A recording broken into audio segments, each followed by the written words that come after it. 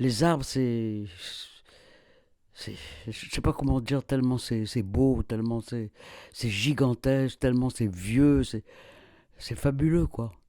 Malheureusement, les chênes dans les bois sont malades. Et ça, c'est triste. Oh oui, il fait moins froid, il pleut beaucoup moins. Les étangs sont, l'eau s'en va, il y a presque plus d'eau. Et puis, non seulement ça, il y a les oiseaux aussi qui disparaissent à cause de la raréfaction des insectes d'abord, parce qu'il y a des oiseaux qui se nourrissent énormément d'insectes. Et plus les insectes disparaîtront, plus les oiseaux seront voués à disparaître. Regarde les papillons par exemple.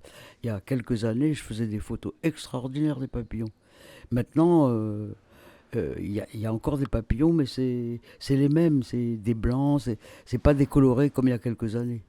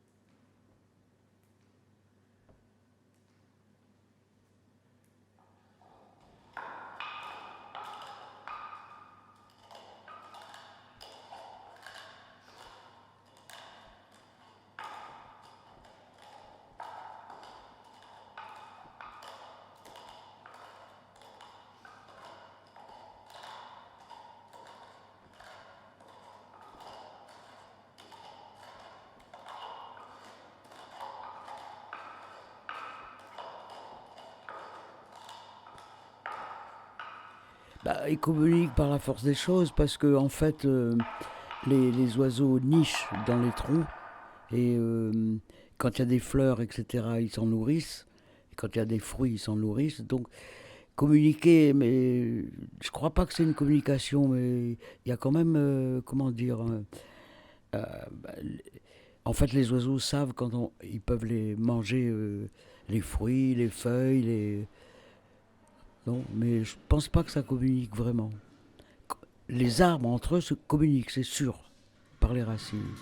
Parce que quand tu abats un arbre, quand il y a les pousses qui repoussent, c'est parce que les autres arbres avec leurs racines leur insufflent la vie.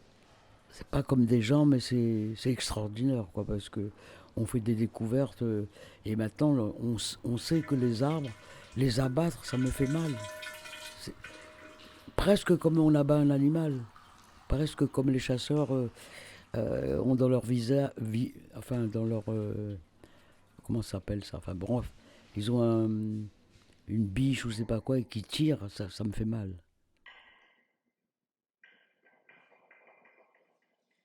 Il faut leur donner de l'amour aux plantes.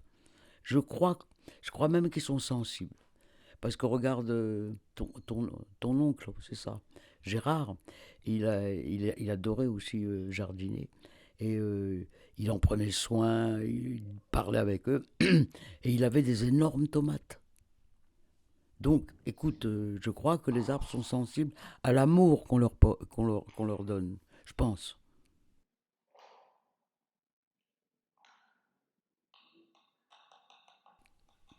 Toutes les saisons ont leur charme.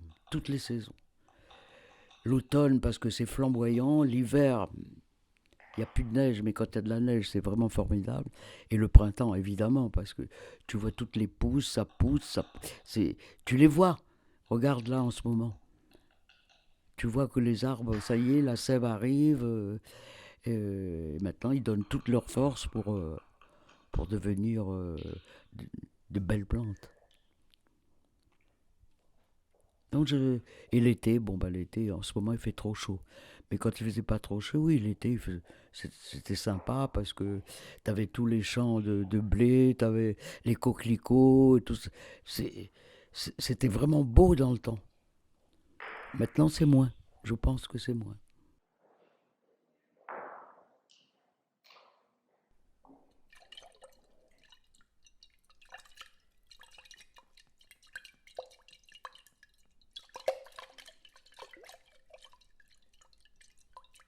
pendant qu'on jardine, on médite en fait. On pense pas au malheur, on pense à l'arbre, à la plante qui va, qui va pousser, qui va fleurir, qui va donner des fruits.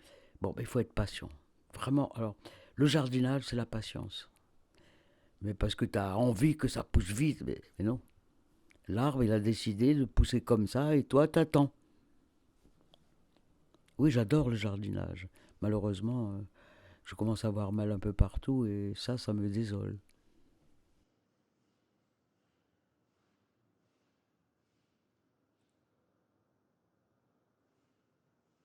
Oui, d'ailleurs, il y a de plus en plus de gens qui ont des jardins partagés, hein.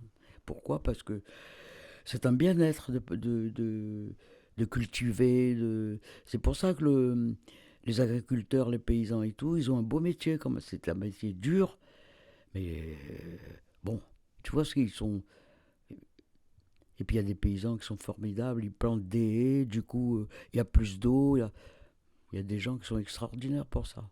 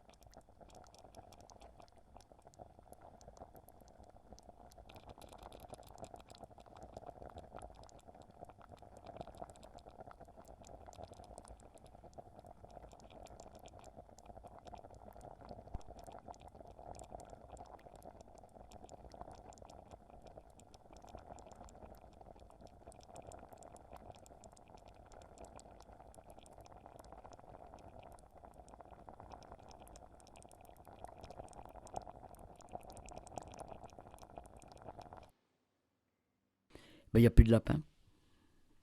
Par contre, les chevreuils de Verrières sont en train de migrer dans la dans la forêt de Meudon. On en voit de plus en plus. T'as aussi des belettes que les gens ont abandonnées. Bah, t'as aussi, comment ça s'appelle là, les perruches à collier qui se reproduisent à une grande vitesse. Il y en a plein partout. Mais les petits oiseaux, il y en a beaucoup moins. Beaucoup moins. Ça, c'est triste.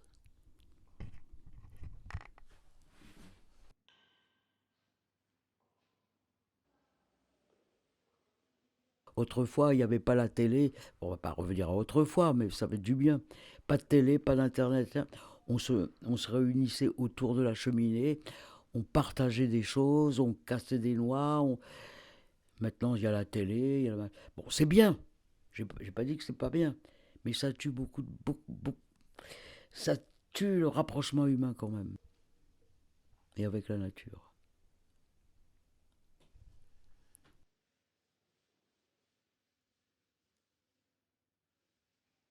Ma mère adorait le jardinage. Mon père aussi, mais mon père, il préférait le potager. Mais maman, il fallait qu'elle plante des fleurs, il fallait. C'est mes parents, c'est mes parents, c'est mes parents. Et ben, pour Emmanuel, c'est moi. Bon, on transmet, hein, les bonnes choses comme les moches. Mais enfin, nous, on a quand même transmis l'amour de la nature, ça c'est pas mal.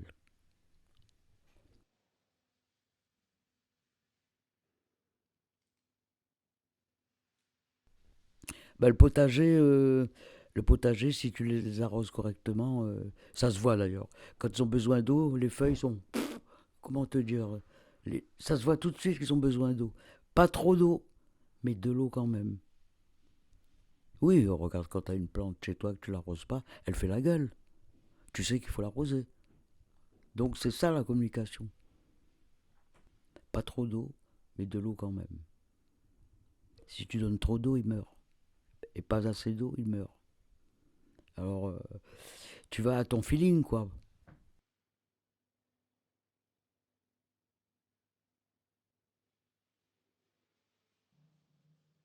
Les aider, En ne les abattant pas, c'est les aider. En, en ne cherchant pas dans les forêts tropicales de d'abattre les arbres comme l'acajou, comme le bas noir, etc. Et ils sont en train de... Bientôt, il n'y aura plus ces arbres parce que ça, ça rapporte de l'argent, donc on va... c'est- il faut oublier l'argent dans la nature. Vraiment.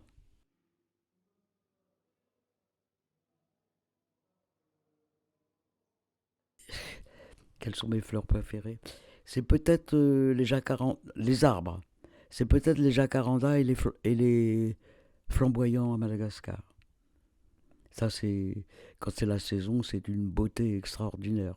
En France, bah, c'est tous les arbres fruitiers qui fleurissent. Euh, mais en fait, j'ai pas de fleurs préférées. Je les aime pratiquement toutes. Parce qu'il y a des gens qui disent, ah, moi, c'est la rose. Non, je vois une fleur, elle est belle, bon. Ça peut être un crocus, ça peut être une marguerite, ça peut être un coquelicot, ça peut être n'importe quoi, ça peut être une jacinthe, ça peut être même un millepertuis. Non, j'ai pas de préférence. Mais par contre, ce que j'aime beaucoup, c'est quand on arrive bien à les associer et qu'elles fleurissent, par exemple au mois de mars, après il y en a d'autres au mois de février, au mois d'avril, et en été il y en a d'autres. C'est ce que je reproche un peu aux pays tempérés, c'est qu'il y a des saisons. Donc il y a des saisons à floraison, il y a des... Bon, à Madagascar, il n'y a pas beaucoup, mais toute l'année, tu as des arbres. Parce qu'il y a une saison des pluies, une saison chaude, une saison sèche. Mais, mais dans la nature, quand tu te baladais, en pleine canicule, ah, tu vois un arbre bouteille avec des fleurs rouges. Ils n'ont pas besoin d'une saison pour fleurir, quoi, je veux dire. C'est un peu sauvage, c'est plus sauvage que dans les pays tempérés. Regarde les baobabs, comme c'est magnifique. Les séquoias aux États-Unis, les oliviers qui ont 6 000 ans, mais moi je suis baba devant ça. 6 000 ans, des oliviers, c'est pas croyable, non? Il y en a qui sont à moitié bouffés à l'intérieur et tout. Ils ont 6 000 ans, ils continuent à donner des olives.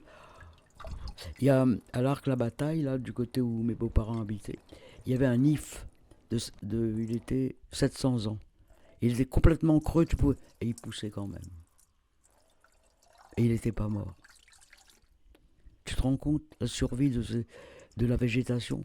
Mais on leur donne, on leur donne de moins en moins de chance avec le changement climatique.